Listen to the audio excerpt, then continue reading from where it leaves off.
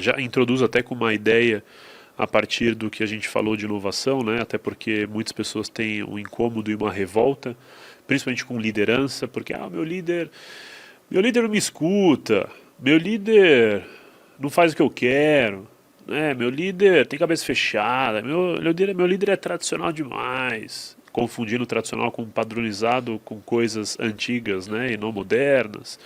Meu líder, enfim, meu líder não tem visão, meu líder isso, enfim, reclama, meu líder é ruim. Minha igreja local é ruim. Não dá certo na minha igreja, não dá certo e assim por diante.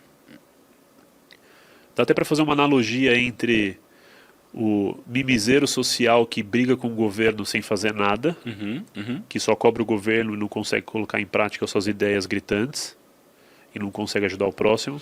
Da mesma maneira para o cristão ou o crente birrento da igreja com a sua liderança local, porque a igreja não faz o que ele quer, o que ele acha, o que ele pensa, ao invés de ele executar e causar transformação real na sua comunidade local e transbordar isso para outros lugares e alcançar o mundo de fato.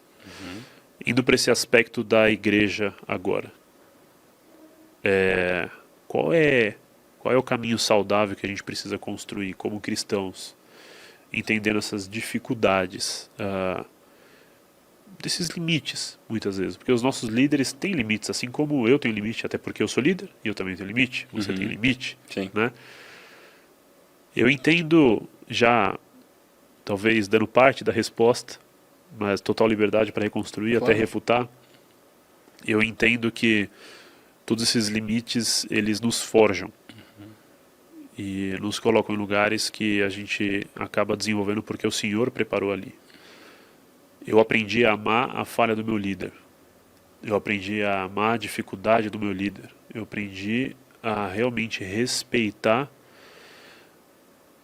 o limite do meu pastor, a dificuldade, o não que ele tem pelos contextos da vida dele. Para que ou eu pudesse segurar a mão dele, quando estivesse cansado, porque não consegue executar mais, ou porque eu precisasse executar aonde ele não tem habilidade para executar. Tanto dentro da igreja, como fora da igreja, sendo a própria igreja, a representação da igreja. Fala mais Boa. sobre esse lugar. Fantástica essa reflexão, ela tem que acontecer, né? E você tem ambientes diferentes com culturas diferentes, né? Então, falando aqui num escopo amplo, você vai ter gente que vai estar num ambiente, de repente, controlador, antiético, que virou uma máquina religiosa, né? Que tem a falta de caráter, de verdade e vários outros problemas. E a pessoa tem que ter muito cautela com isso mesmo, né? Porque ela estar inserida ali a faz participante e ela, perante a sociedade, vai escolher continuar ali ou não. Normalmente, não é essa a história. E a história dessa, talvez a narrativa seria: a igreja me feriu. Essa é a primeira narrativa. Segunda narrativa: na igreja eu fui curado. Ou seja, são pessoas que deixam de lado as imperfeições humanas e processuais para entender a essência e num pacote honesto do que está acontecendo, ela entender, cara, no mundo a gente também, na sociedade a gente também é ferido. Na igreja não seria diferente por pessoas, processos, expectativas erradas minhas antes de qualquer coisa. Então, na igreja fui ferido, na igreja fui curado. Mas o terceiro discurso, a terceira narrativa, que eu acho que é a mais importante, é a pessoa entender que eu também feri na igreja. Quantas vezes na internet você vê histórias de quem foi ferido na igreja? Um bloco de histórias. E de gente falando que feriu na igreja? Quase nenhum. Porque elas dão foco demais no que fizeram, de frustração quanto a ela, mas ela não percebe que ela também já frustrou. Exemplo, uma pessoa que fica triste porque não lembraram do aniversário dela. Primeira pergunta é: você já esqueceu o aniversário de alguém? Certo? Porque o que eu estou triste com alguém, alguém já fez. O que alguém deixou de fazer por mim, eu já deixei de fazer por alguém também. Então tudo isso vai trabalhando a cura da ferida, da rebeldia, da vitimização que entrou no mundo desde o pecado lá no Jardim do Éden. Lá entrou morte, doença, mas também vitimização, facção. Tanto que o primeiro homicídio acontece entre irmãos, Caim matando Abel. Então a gente precisa voltar para uma posição mais segura para participar de ambientes imperfeitos. E toda a igreja local quanto ajuntamento, como você chamou de tribo, no nosso olhar também chama de família, né? vai ser imperfeito. Mas, acima de tudo, ela tem uma proposta perfeita e um Deus perfeito. A gente é imperfeito, pessoas imperfeitas, processos nos aperfeiçoam. E a Bíblia fala, Provérbios, dizendo assim como o ferro afia o ferro, ou seja, mesmas categorias, né? Não é o diamante afiando o ferro, não é o adamante, o Kevlar afiando o ferro, é o ferro afia o ferro. Então, uma vez, cara, quando eu estava nos Estados Unidos, ainda não fazia parte da igreja como nascido de novo, e eu estava pegando carona com um amigo que ia me apresentar para o dono de um restaurante para eu tentar conseguir um emprego, né? Na época de faculdade ali. E esse amigo, ele era um cristão afastado e fazia uso de drogas. E eu não sabia que ele estava com droga ali no carro, e nem a participação dele, eu conheci ele há pouco tempo. E ele está dirigindo e ele acende um pipe com maconha. No que ele acende, uma sirene, um giroflex acende atrás da gente, azul, da polícia nos Estados Unidos. Eu gelei, falei, cara, eu nunca relei em droga, não sabia nem o que ele tinha na mão ali. E eu falei, cara, pensei, minha vida passou diante dos meus olhos. O carro da polícia abre para outra faixa e vai atrás de outro carro. Não era com a gente. Esse cara gerou um temor tão grande nele, ele jogou a droga fora e falou assim, cara, ele olhou para mim e falou, eu vejo em você um bom filho. Você é um cara que respeita seus pais, você é um cara que curte o esporte, se cuidar, você quer trabalhar, quer poder ajudar, né? Eu vejo em você principalmente um bom filho. E ele falou assim para mim, quem é bom filho pode se tornar bom marido, bom líder, bom amigo, bom tudo. E eu vejo em você um bom filho. Cara, pensa, um cara que acabou de dar um tapa na droga ali, a polícia quase pegou a gente, eu com menos de 20 anos, num cenário ali, tendo familiares evangélicos, mas sem uma experiência pessoal e sem nascer de novo, aquilo me marcou muito. E eu fico pensando, todo mundo vai ter irmãos na vida? Não, tem gente que é filho único. Todo mundo vai ser pai? Não. Todo mundo vai ser tio? Não, mas todo mundo invariavelmente precisa ser filho. Tem como alguém falar, não sou filho, não é verdade? E aí até tem um livro que a nossa editora lançou, que ele não é mainstream nem hype, né? É muito a essência do que a gente vive como igreja mesmo. Escolha ser filho, paz e segurança para superar a orfandade espiritual. Então, a orfandade muito espiritual é essa posição de rebeldia, vitimização, tem sempre alguém esquecendo de mim. E o lugar da filiação é o primeiro solo que Deus trabalha a gente. Tanto que, para a redenção da humanidade, não veio Deus Pai, não veio o Espírito Santo. Veio Deus Filho. Então, a grande poesia de Deus para a humanidade é: olhem para o Filho, aprendam a ser filhos, e eu conduzo com vocês o restante, né? Porque eu sou seu pai. Porque eu sou pai. Então, ele sendo pai desde o princípio, o Espírito sendo derramado em Pentecostes, mas o nosso ofício, nossa identidade, nosso posicionamento é de filho, né? E claro, tem a parábola do filho pródigo ali que coloca algumas analogias que a gente podia aprofundar aqui, mas eu vejo que a grande guerra da sociedade hoje, e talvez para a pessoa criativa, empreendedora, inovadora, que não está conseguindo encontrar apoio, autorização, primeiro, revisa a orfandade espiritual. Porque não adianta ter apoio, comunidade, dinheiro, visibilidade com orfandade espiritual. Isso vai ser aquele voo de galinha. Com histórias fantásticas que a gente viu, mas que acabaram muito mal, né? Elvis Presley, gênio, Amy Winehouse, Kurt Cobain, um monte de gente assim, fantástica, mas que olha onde foi parar, né?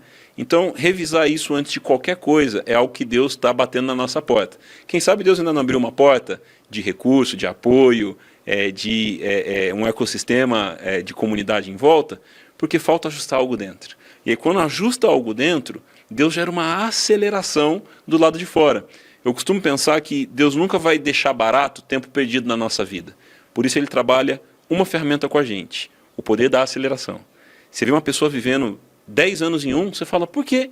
Porque talvez ela entendeu algo, ajustou do lado de dentro, e agora Deus está remindo o tempo na vida dela, trazendo aceleração. Um dia em tua casa vale mais que 1000 em outro lugar. Então Davi estava tocando em algo além do que ele tinha entendido quando ele fala isso lá em Salmos, né? Então eu acredito muito nisso, sabe? Essa jornada do aperfeiçoamento na vida do inovador, na vida do criativo, na vida do empreendedor. Esses capítulos não são tão populares, mas eles são estruturais, sabe? Para a vida da pessoa, para que então depois ela consiga, com estabilidade, sustentabilidade, durabilidade, para acabar bem. A Bíblia diz que é melhor acabar bem do que só começar bem, né? Ela conseguir fazer. Quanto tempo isso vai levar? Não sei. Moisés viveu 40 anos achando que ele era alguém, príncipe no Egito. 40 anos achando que ele era ninguém, pastor de ovelhas em Midian, 40 anos sendo quem ele realmente deveria ser, conduzindo o povo de Deus. Para ele levou esse tempo. Para você pode ser diferente. Você vê gente que despertou para isso muito cedo. Você vê gente que ainda muito tarde, às vezes com rodagem religiosa, experiência de vida, às vezes até com dinheiro, não despertou para isso, cara. Isso faz total sentido o que você está falando. Total sentido, porque tá me vindo a figura assim de muitas pessoas. Eu tô na mesma igreja, sendo corpo, vai completar 15 anos. Daqui a pouco. Cara, quanta gente passou. Não sei quanto tempo já você tem de raiz de igreja. Na gravação desse podcast, 13 anos. Cheguei em 2010, quando voltei dos Estados Unidos, né? Sempre fazendo parte da mesma igreja, a igreja da cidade. É isso. 13 anos. Quantas pessoas entraram nisso aí? Quantos líderes nasceram e morreram? Sim. Em 10 anos, uma igreja gera muitos líderes e muitos membros. Mas eles mesmos se matam por conta da falta da afiliação, de entender que foram adotados pelo Pai. Poderoso. Você colocou várias situações aqui. Cara, eu lembrei de pessoas que têm dinheiro, homens importantes na sociedade, empreendedores ou diretores, mas não conseguem estar vinculados ao corpo de Cristo de fato, exercendo o ministério ou parte do ministério. Assim como pessoas com menos recursos, talvez com mais desenvolvimento até intelectual, mas também com dificuldade de assumir esse lugar. E tudo muito por conta dessa dificuldade de ser afiliado mesmo. Eu estou lembrando aqui dos casos mais importantes, doloridos da nossa igreja, né? Porque toda vez que um membro sai, é dolorido. Sim. Porque é uma ovelha perdida. E toda vez que um líder sai, é triste porque também é uma ovelha ferida. É triste porque também é uma ovelha perdida. Mas é um órfão ferido. Sim. É um órfão que fere e que feriu a igreja também. Exato. Porque ele não conseguiu tratar a sua vaidade, tratar as suas necessidades, entender esse lugar de aceitar a paternidade do Senhor. Isso é muito importante. Cara, ficou muito claro que eu lembrando assim de figuras claras que passaram ali, que feriram os nossos pastores e a nossa comunidade, feriu a igreja, porque desistiram da liderança, porque são pessoas que têm dificuldade com a paternidade do Senhor, porque a autoestima é baixa, porque é egocêntrico, é muito vaidoso, é muito uma figura de identidade. Mas quando a gente assume realmente a paternidade, ou melhor, quando a gente aceita a paternidade, né, e se assume ela se torna filho, nossa identidade é restaurada. Exato. E Senso aí, de urgência, todo mundo. E o processo de dor é natural, porque é o aperfeiçoamento. A santificação é passar pela dor também. Sim. Porque você está sacrificando para estar num ambiente que você não está acostumado, que é o ambiente com o Senhor, né? A santificação é um lugar separado ali entre você com Deus, né? Você limpo no Senhor.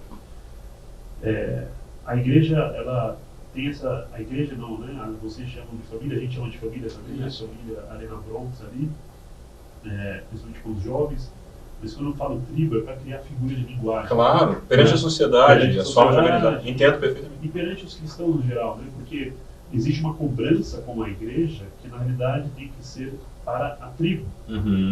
Porque nós somos corpo de Cristo, nós somos uma comunidade que tem características, tem uma pluralidade ali que torna aquela tribo única. Mas é uma tribo de imperfeitos lutando diariamente para se tornar a igreja do Senhor. Isso.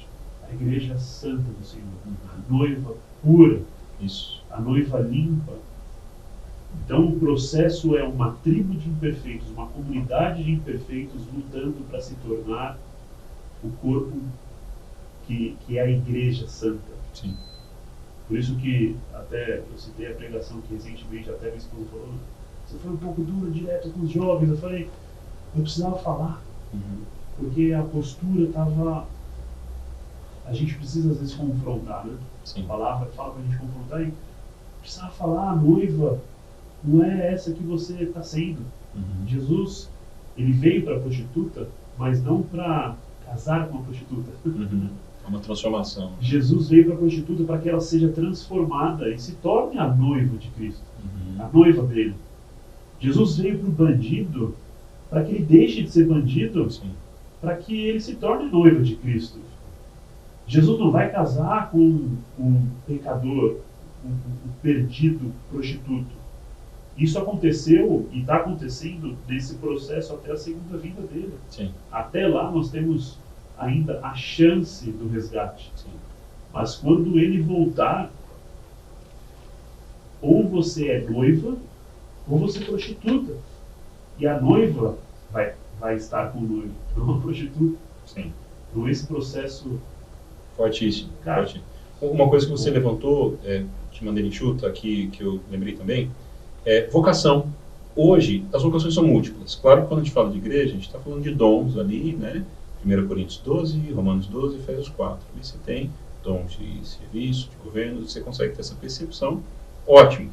Mas o pessoal acha, e eu já achei também, que primeiro você vai entender sua vocação e seu papel na sociedade, para então você começar a atuar. E não é assim. Você atua para descobrir e não descobre para então atuar. Só que para atuar sem descobrir, você vai ter que se envolver em coisas que talvez não é o que você tinha pensado. Então, eu costumo dizer, entendo que meu chamado da minha esposa, Tatiane, também é expandirmos o Evangelho em regiões urbanas através de empreendedorismo, criatividade e artes. Hoje a gente consegue falar isso. Mas como a gente trilhou para chegar nisso? Servindo genericamente. Então, como o Rick Warren diz lá no Uma Vida com Propósito, ser igreja com propósito, temos, de acordo com o grande mandamento e a grande comissão, adoração e serviço, amar Deus e amar o próximo, comunhão, discipulado e missões, incluir, batizar, discipular e por todas as nações. E você tem 5 ênfases, 5 máximas da igreja do Novo Testamento, em cima do que Jesus falou, né? E quando você se envolve com essas 5 coisas, através dos ministérios da igreja, serviço voluntariado, você está sendo lapidado. Para então, em algum momento dado por Deus, você conseguir falar, olha, a ponta da minha lança é ser desse jeito.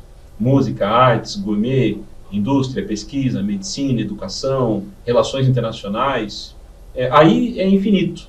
E alguns chamam de 7 montes, 7 esferas, para entender os caminhos da sociedade onde isso mais impacta, né? Então, eu já consegui conversar com muita gente, isso me ajudou outras pessoas também, a gente ter coragem de servir no projeto dos outros, primeiro de forma genérica, para que Deus venha nos lapidar, nos ensinar, nos dar mais rodagem, enraizamento, maturidade, humildade também. Eu acho que o ponto de partida da vocação e da primeira pergunta que você fez é a bacia e a toalha. Porque a gente está servindo, possibilitando. Aí Deus olha para a gente e fala, poxa, que legal. Essa pessoa não teve medo de impulsionar o que os outros estão fazendo, os outros que chegaram antes, deixa eu especificar nela também. E aí isso é sustentável, são pessoas que normalmente deixaram um legado. Tem uma frase que diz que herança é o que a gente deixa para pessoas, legado é o que a gente deixa nas pessoas. E sem esse caminho do enraizamento e de somar no que é dos outros primeiro, não tem legado. Então essa é uma escola para a vida, o backstage da vocação, digamos assim. Backstage da vocação. O Dr. Mário falava muito sobre legado, assim, né? Verdade. Verdade também. Boa. Cara, muito bom. Falamos aqui exatamente 4 partes de 30 minutos. Que legal. Show de bola. 2 horas aqui. Na realidade, todos vão consumir isso em partes, então vai ser muito gostoso, muito fácil, 30 minutos aí cada semana. Lógico, eternamente vai estar disponível. Eternamente, se a internet estiver no eterno, né? Tiver uma sala multimídia lá, né? Em que a gente possa voltar e assistir eventos da humanidade que ninguém capturou, né? Mas é isso, grato pelo tempo, que pela agradeço. troca, a gente agora está mais conectado que nunca, a gente não Isso. se conhecia, Na né? verdade, tanta convergência, admiração e gratidão enormes. Também, digo mesmo. A gente ainda vai se encontrar em história, e construir história aí, Com certeza. com certeza. Grato mais uma vez por ter vindo, que o Senhor continue te abençoando ministerialmente, na sua família, né? Tá vindo aí mais uma bebê, é isso? Isso. Show de Mais uma bola. filha. E profissionalmente também, Muito bom. profissionalmente está aberto. né? Esse aqui é mais um projeto que está nascendo no Positivamente no geral está aberto, estamos conectados.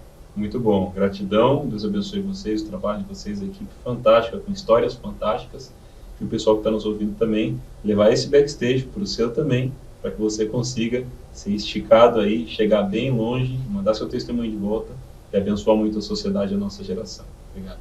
Boa, tamo junto. Você que assistiu até aqui, obrigado por ter aberto a porta da sua vida, como eu costumo falar, porque você pode estar em qualquer lugar e você teve paciência para aprender, para escutar, para trocar. Lógico, comenta se você tem algo para somar, compartilhe com quem está precisando, ou marque nos comentários com quem está precisando, e com certeza curte, porque você já sabe como o algoritmo funciona. Vamos engajar porque a gente vai ajudar aqueles que precisam, de fato, sair do seu potencial inexistente para um potencial existente. Deus abençoe a sua vida. Estamos conectados.